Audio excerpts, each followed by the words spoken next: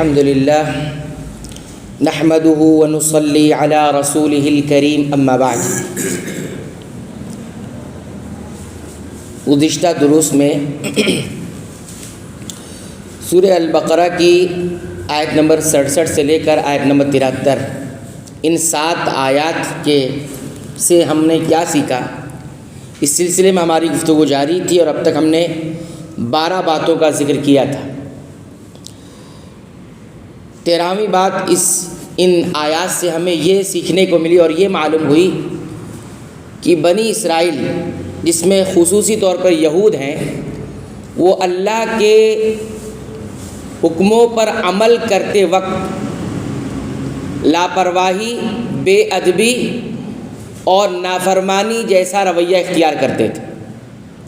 اللہ کا حکم مانتے تو تھے لیکن اس میں بے ادبی، لاپرواہی اور نافرمانی جیسا رویہ وہ اختیار کرتے تھے۔ یہ معلوم ہوا۔ وہ اس طور پہ معلوم ہوا کہ ہم دیکھتے ہیں کہ جب گائے کے بارے میں انہوں نے بہت سارے سوالات کیے، اللہ تعالیٰ نے ان سوالات اور ان مطالبوں کو پورا کر دیا۔ پورا کرنے کے بعد جب حکم پر عمل کرنے کا موقع آیا تو کیا کہا؟ الآن جئت بالحق، کہ اے موسیٰ اب تم صحیح بات لے کر آئے ہو، یعنی ہمارے حساب سے اب گائے مل گئی ہے ہم کو۔ الآن جئت بالحق۔ اب دیکھیے وہ یہ کہنا چاہ رہے تھے کہ اب ہم گائے کی ساری صفت سے راضی ہوئے ہیں۔ پہلے تو یہ ہو رہے تھے کوئی بھی گائے ذبح کر لو، وہ ہمیں پسند نہیں تھا۔ پھر رنگ بتایا تو وہ بھی پسند نہیں تھا، اور بھی کچھ بتائیے۔ پھر ایسی کام کرنے والی ہو، عمر بتائیے۔ یہ ساری باتیں ہو گئی۔ اب جب کچھ نہیں بچا کہ اب کیا بولا جائے، کیا مطالبہ کیا جائے، سب مطالبے پورے ہو گئے ہیں، تب کہا الآن جئت بالحق، اب صحیح بات آپ لے کر آئے، اب ہم عمل کریں گے۔ یعنی پورا دن ہمارے حساب سے ہو گیا ہے، تو اب ہم راضی ہے اس گائے سے اور اس کو ذبح کریں گے۔ تو انہوں نے ذبح تو کیا گائے کو، حکم پر عمل تو کیا، لیکن بادل ناخواستہ جس کو کہتے ہیں، دل نہیں چاہتا تھا لیکن کر لیا عمل۔ تو یہ ساری باتیں کس چیز کو ظاہر کرتی ہیں؟ اس بات کو ظاہر کرتی ہے کہ بنی اسرائیل میں یہود خصوصی طور پر اللہ کے حکموں کو کرنے میں کیا کرتے تھے؟ بے ادبی، اللہ کے حکم کی بے ادبی ہوئی۔ دوسری چیز کیا ہوئی؟ نافرمانی کا عنصر ہوا۔ تیسری چیز کیا ہوئی؟ لاپرواہی ہوئی۔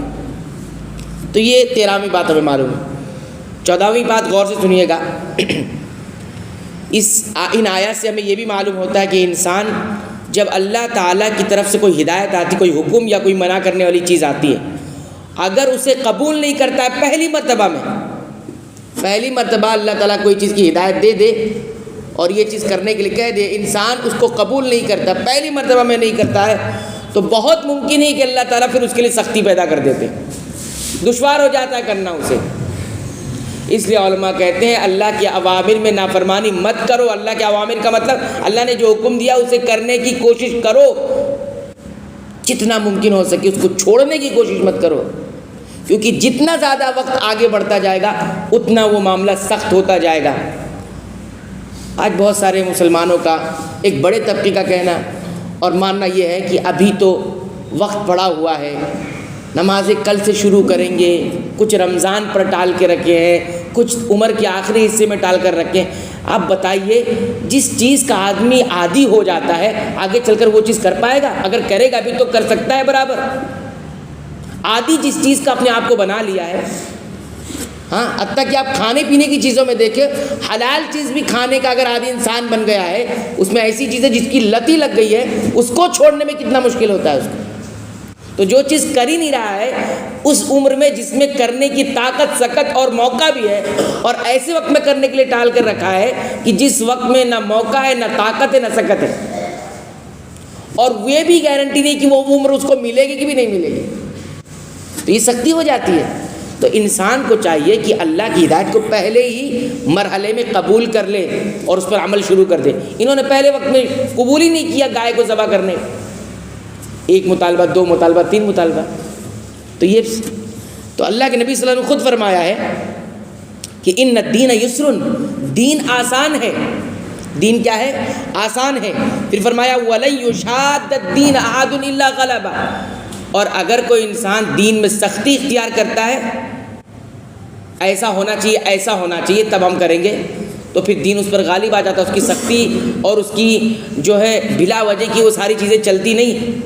کچھ لوگ دین میں ایسا کرتے ہیں کہ ایک دم آگے چلے جاتے ہیں، بالکل سختی کرتے ہیں عمل کرنے میں، اور کچھ ایسے کہ عمل ہی نہیں کرتے، ایک دم پیچھے چلے جاتے ہیں، درمیان میں کوئی نہیں رہتا، درمیان میں کوئی نہیں رہتا۔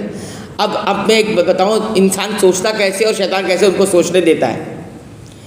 ایک صاحب ہم سے کہنے لگے کہ مولانا کیا آپ جو ہے جماعت کی بات کرتے ہیں، جماعت میں آ کر نماز پڑھو اور جماعت سے نماز پڑھو، دین آسان ہے، مجھے نہیں جمتا ہے، میں گھر پہ پڑھ لیتا ہوں، مجھے نہیں جمتا ہے، کون جائے گا جماعت میں مسجد میں جا کر نماز پڑھنے، پڑھ تو لیا، نماز ہو گئی میری، نماز میں گھر پہ پڑھ لیا، میرا فرض ہو گیا۔ اب دلیل یہ دے، قرآن میں کہا ہے اللہ تعالیٰ اتنا ہی مکلف کرتا ہے جتنا اس کے اندر طاقت ہے، اتنا ہی مکلف کرتا ہے جتنا اس کے اندر طاقت ہے۔ میرے اندر طاقت گھر میں پڑھنے کی، مسجد آنے کی ہے ہی نہیں، تو میں کیوں مسجد جاؤں؟ ٹھیک، بہت اچھی بات بول دی۔ اور دین تو آسان ہے مولانا، اور آپ سخت بنا رہے ہیں۔ میں نے کہا دین آسان ہے، دین آسانی سے عمل کرنا ہے، لیکن دین میں تم آزادی چاہ رہے ہو کہ آزادی مل جائے مجھے، تو ذرا آسانی اور آزادی کا فرق سمجھیے۔ آپ تو جان ہی چھڑا رہے ہیں ہر چیز سے، آسانی بول کر جان چھڑا رہے ہیں آپ۔ دین آسانی کا مطلب اللہ نے اتنا ہی مکلف کیا جتنا آپ کر سکتے ہو۔ آپ کے اندر یہ سکت ہے کہ آپ گھر سے نکلو اور مسجد میں آ کر جماعت سے نماز ادا کرو، یہ ہے دین میں آسانی۔ تو آپ نے نماز وہاں چھوڑ کے مسجد میں گھر میں پڑھ رہے ہیں اور سوچ رہے ہیں یہ دین آسان ہے، تو آزادی چاہ رہے ہیں اصل میں۔ تو شیطان آسانی کے نام پر آپ کو آزادی دلا رہا ہے، حالانکہ وہ بھی آزادی نہیں ہے، وہ خود غلامی ہے۔ وہ خود کیا ہے؟ غلامی۔ اللہ کے حکم کو نہ ماننا غلامی تو ہے، اللہ کے حکم کو ماننا کیا ہے؟ آزادی ہے۔ تو بہرحال کہنے کا مقصود یہ ہے کہ کچھ لوگ دن میں اتنی سختی کرتے ہیں۔ دیکھیے سختی کا مطلب یہ ہوتا ہے اچھا ایسا پڑھ لیں گے تو نہیں چلے گا، میں ایسا ہی کروں گا، میں ویسا ہی کروں گا۔ ایک سادہ سی مطلب میں دعا کی بات بتا رہا ہوں، اگر ایک سادہ سی دعا نبی کریم صلی اللہ علیہ وسلم نے سکھائی ہے، آپ پڑھ لیجئے، ہو گئی آسانی، یاد کر لیجئے اور پڑھ لیجئے۔ اگر ایسا پڑھیں گے تو چلے گا کہ نہیں چلے گا، ویسا کر لیں گے تو چلے گا کہ نہیں چلے گا، جو بتایا گیا وہ کیجیے، یہ ہے آسانی۔ لیکن آپ سختی کریں گے، ایسا کر لوں ویسا کر لوں، ایسے وسوسے، ایسی شبہات، یہ ساری چیزیں جو ہوتی ہے یہ سختی کی طرف لے کے جاتی ہے، اور جب سختی ہوتی ہے تو پھر کچھ نہیں رہ جاتا، دین غالب آ جاتا ہے، آپ کی سختی نہیں چلتی۔ جتنا آسانی سے عمل کر سکتے ہیں کریں، اور پہلے مرحلے میں قبول کر لیں اللہ کی ہدایت۔ تو یہ 13ویں بات تھی۔ 14ویں بات، 15ویں بات یہ بھی ہے کہ بنی اسرائیل کو ان نعمت کو یاد دلایا گیا جو نعمت اللہ تعالیٰ نے ان پر کی تھی۔ کیا تھی نعمت؟ سب سے پہلے انہیں بتایا گیا کہ دیکھیے تمہارے درمیان ایک آدمی کا قتل ہو گیا، ہوا قتل، اب آپس میں دو قبیلے لڑ رہے تھے، کیا لڑائی ہو رہی تھی کہ قتل آپ نے کیا، وہ قبیلہ کہتا ہے قتل آپ نے کیا۔ اب اس ٹکراؤ میں ہونا کیا تھا؟ فساد ہونا تھا۔ اتنا ٹکراؤ ہوا کہ آپس میں ایک دوسرے کے قتل کرنے پر سب آمادہ ہو گئے۔ اللہ نے نعمت کیا کی؟ دیکھیے اگر قاتل کا پتہ لگانا ہے کہ یہ اس مقتول کا، اس آدمی کا قتل کس نے کیا ہے، تو ہماری طرف سے ہدایت یہ ہے کہ ایک گائے ذبح کرو، گائے ذبح کرو گے تو تمہیں قاتل کا پتہ معلوم ہو جائے گا۔ اور اس کا سارا حکم کیا تھا کہ گائے قتل کرنے کے بعد، اس کو ذبح کرنے کے بعد، اور مقتول کا جو ہے اس گائے کا مقتول کے کسی حصے پہ لگانا ہے، اور مقتول اٹھ کر آپ کو بتا دے گا جس کا قتل ہوا ہے کہ میرا قاتل فلاں آدمی ہے نا۔ یہ ایک بہت بڑی ہدایت تھی، ایک بہت بڑے فساد سے بچانے کا ایک بہت بڑا حکم تھا کہ فساد نہ ہو پائے اور قاتل کا پتہ چل جائے۔ یہ ہدایت ہے نا اللہ کی طرف سے، اللہ کی طرف سے ہدایت اور نعمت ہے۔ جتنی بھی ہدایت کے راستے ہم کو ملتے ہیں یہ نعمت کے ساتھ ساتھ ہدایت بھی ہوتے ہیں، لہذا بصیرت سے انسان اگر اس کو سمجھے تو اس کو یہ چیز سمجھ میں آئے گی۔ بہرحال یہ 14ویں بات، 15ویں بات ہمیں معلوم ہے، اور بھی باتیں انشاءاللہ ہم آئندہ درس میں اس کو دیکھیں گے۔ اللہ تعالیٰ سے دعا کرتے ہیں رب العالمین تو ہمیں اللہ کے حکموں کو کما حقہ پورا کرنے کی توفیق عطا فرما، اس کی منع کردہ چیزوں سے کما حقہ دور رہنے کی توفیق عطا فرما۔ اے اللہ تو ہمیں قرآن حکیم کی پابندی سے تلاوت کی توفیق عطا فرما، اس کو سمجھ کر غور کر کے پڑھنے کی توفیق عطا فرما، اور اس کے مطابق اپنے عقیدہ، ایمان اور اعمال کی اصلاح کی توفیق عطا فرما۔